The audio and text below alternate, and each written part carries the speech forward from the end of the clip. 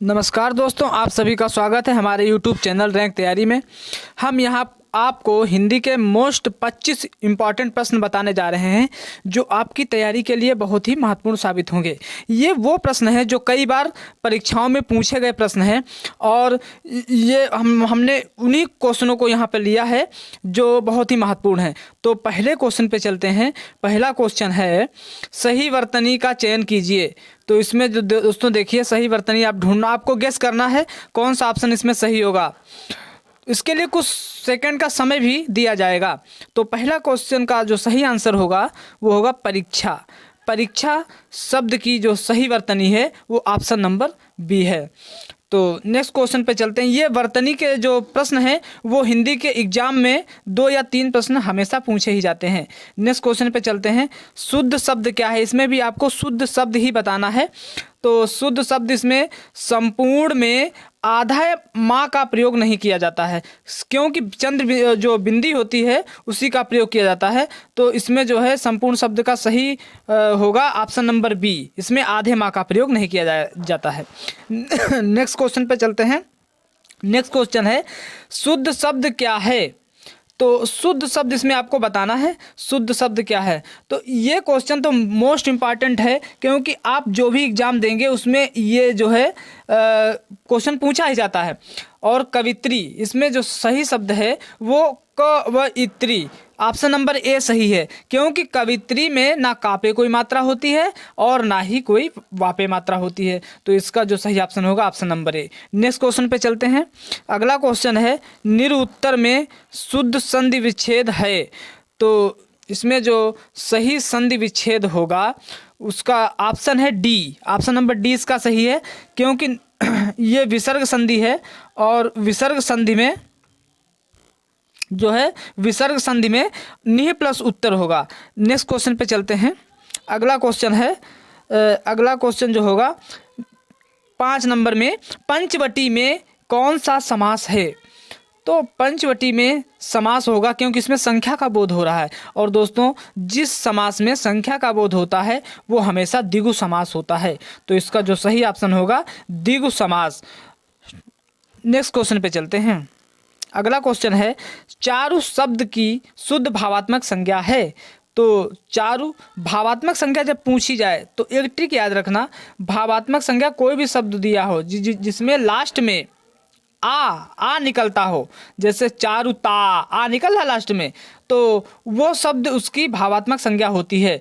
तो इसमें देखो, इस कौन से शब्द में, ऑप्शन में ए चारुपन, इसमें आ नहीं निकल रहा है, चारुताई में आ नहीं निकल रहा है, लेकिन चारुता में आ निकल रहा है। तो इसका जो सही ऑप्शन हो जाएगा वो चारुता, चारुता हो जाएगा, option number C. Next question पे चलते हैं। अगला क्वेश्चन है, गिरि शब्द का शुद्ध बहुवचन है। तो गिरि शब्द का शुद्ध बहुवचन शब्द जो होगा वो गिरियाँ होगा, गिरियाँ। ठीक है दोस्तों, याद, ये कई बार परीक्षाओं में पूछे गए प्रश्न हैं और आप इनको देखते चलिए। नेक्स्ट क्वेश्चन पे चलते हैं। अगला क्वेश्चन है, बृहत विशेषण का शुद्ध उत्तमा अवस्था है।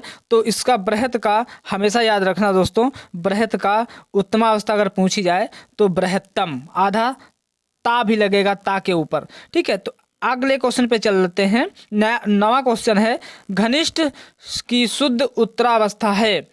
तो घनिष्ठ की शुद्ध उत्तरावस्था, इसमें उत्तरावस्था पूछी गई है, पहले वाले क्वेश्चन में उत्तमावस्था पूछी गई थी। तो इसका घनिष्ठ का उत्तरावस्था होगी ऑप्शन नंबर सी, घनिष्ठतर। नेक्स्ट क्वेश्चन पे चलते हैं अगला।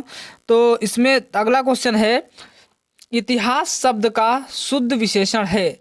इसमें विशेषण पूछा गया है। तो ऑप्शन नंबर है ऐतिहासिक, बी है ऐतिहासिक, या सी है ऐतिहासिक, या डी है ऐतिहासिक। तो इसका जो सही ऑप्शन होगा ऑप्शन नंबर डी होगा, ऐतिहासिक। इसमें विशेषण पूछा गया है, विशेषण। हम अगले वीडियो में आपके लिए विशेषण का पूरा चैप्टर पढ़ाएंगे। नेक्स्ट क्वेश्चन पे चलते हैं।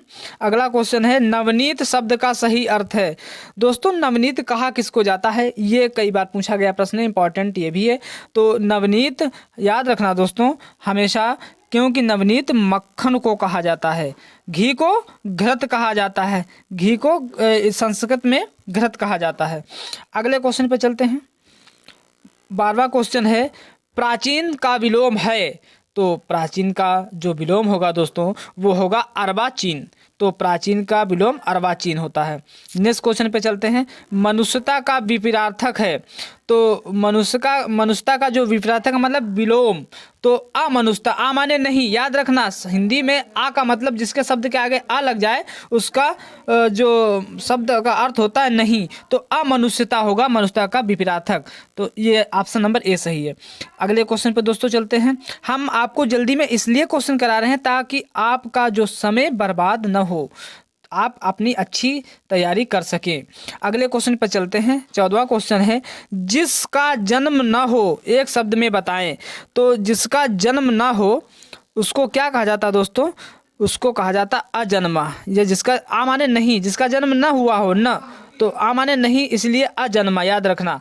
अगले क्वेश्चन पे चलते हैं। रिक्त स्थान भरिए। तो इसमें यदि चादर के बाहर क्या पसारोगे दोस्तों? हाथ तो पसारोगे नहीं, बाजू टांग भी नहीं होगा, पैर पसारोगे, तो इसका ऑप्शन क्या होगा? ऑप्शन नंबर डी हो जाएगा। अगर चादर के बाहर पैर पसारोगे तो क्या होगा? पछताओगे। अगले क्वेश्चन पे चलते हैं दोस्तों। अगला क्वेश्चन जो हमारा है, ये अगला क्वेश्चन 16 नंबर क्वेश्चन है। वाक्य में उचित विराम चिन्ह लगाएं। तो इसमें ये क्वेश्चन तो बहुत इंपॉर्टेंट दोस्तों है, क्योंकि ये क्वेश्चन कई बार एग्जामों में पूछा जा गया प्रश्न है। तो इसमें जो विराम होगा इसका सही ऑप्शन होगा उसने MA B.Ed पास किया है। तो इसमें जो सही ऑप्शन होगा, ध्यान रखना दोस्तों, ऑप्शन नंबर इसका बी सही हो जाएगा। MA के पास इस टाइप का कामा लगेगा, ठीक है, B.Ed पास किया है। तो अगले क्वेश्चन पे ध्यान देना, इस प्रश्न बहुत इंपॉर्टेंट प्रश्न है। अगला क्वेश्चन पे चलते हैं। कौन सा वाक्य शुद्ध है? तो इसमें आप लोगों को बताना है कौन सा वाक्य शुद्ध है। वाह कितना सुंदर दृश्य है, या ऑप्शन नंबर बी वाह कितना सुंदर दृश्य है, सी भी वाह कितना। तो इसमें कौन सा वाक्य शुद्ध आपको बताना है।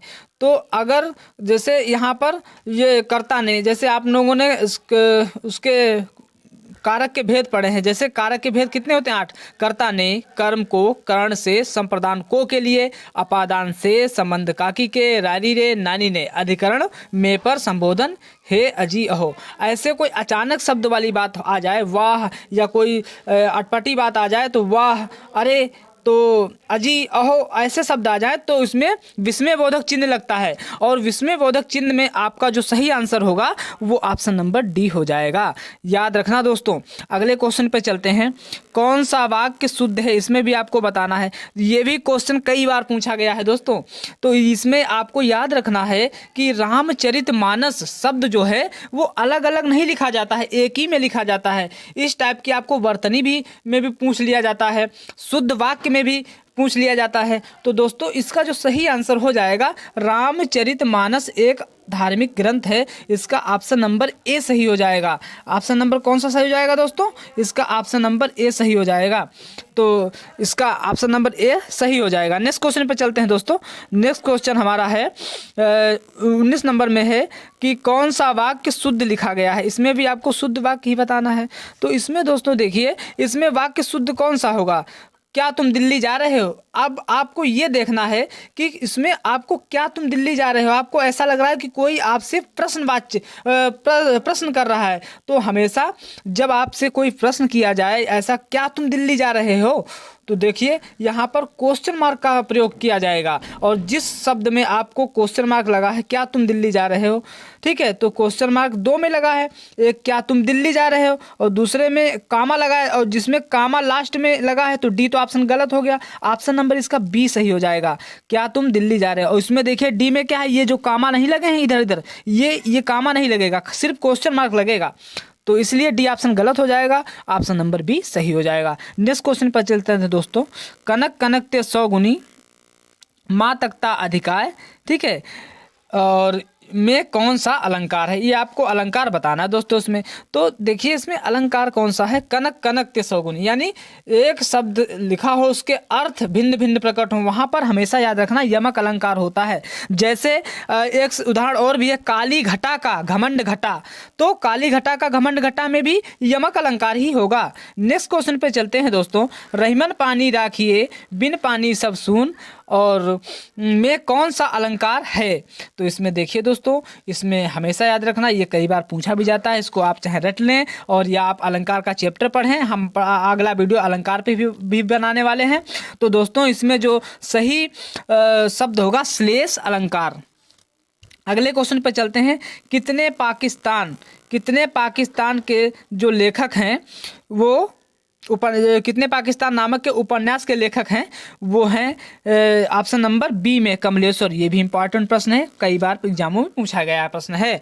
तो दोस्तों इंपॉर्टेंट तो सब प्रश्न है, लेकिन कुछ जो ज़्यादा इंपॉर्टेंट है वो आपके लिए हम पहले से ही बता देते हैं। तो नेक्स्ट क्वेश्चन पे चलते हैं। राजेंद्र कुमार द्वारा संपादित पुस्तक आलोचना का विवेक किस विधा से संबंधित है? ये भी इंपॉर्टेंट प्रश्न है, इसको भी दोस्तों आप याद रखना, क्योंकि ये प्रश्न कई बार एग्जामों में पूछा जा चुका है। तो इसका जो संपादित राजेंद्र कुमार द्वारा आलोचना का विवेक जो है आलोचना से ही संबंधित है। तो इसमें जो है नेक्स्ट क्वेश्चन पे चलते हैं दोस्तों। रामचरितमानस के रचयिता, ये तो बहुत ही इजी क्वेश्चन है इसमें, लेकिन ये कई बार पूछा जाता है, इसलिए हमने यहाँ पर शामिल किया है। तो इसका जो सही आंसर होगा ये तुलसीदास इनके जो रामचरितमानस के लेखक हैं, रचयिता हैं। अगला क्वेश्चन देखिए। पोथी पढ़ी पढ़ी जग मुआ, पंडित भया न कोय, ढाई आखर प्रेम का, पढ़े सुपंडित होए। इसमें उक्त साखी का विचार किसके हैं? तो इसमें जो है ये विचार जो हैं ये कबीरदास जी के विचार हैं। कबीरदास ने जो ग्रंथ लिखे साखी शबद रमैनी बीजक, ये शब्द कबीरदास जी ने लिखे हैं। इनकी समाधि स्थल जो है मगहर में है। और ये थे दोस्तों 25 प्रश्न जो आपकी परीक्षा के लिए बहुत ही इंपॉर्टेंट साबित होंगे। अगर आप चाहते हैं कि अगले वीडियो जो हम बनाए वो आप तक आसानी से प्राप्त हो सके, इसलिए हमारे चैनल को सब्सक्राइब के लिए हमारे चैनल का नाम है रैंक तैयारी। नमस्कार दोस्तों, थैंक यू।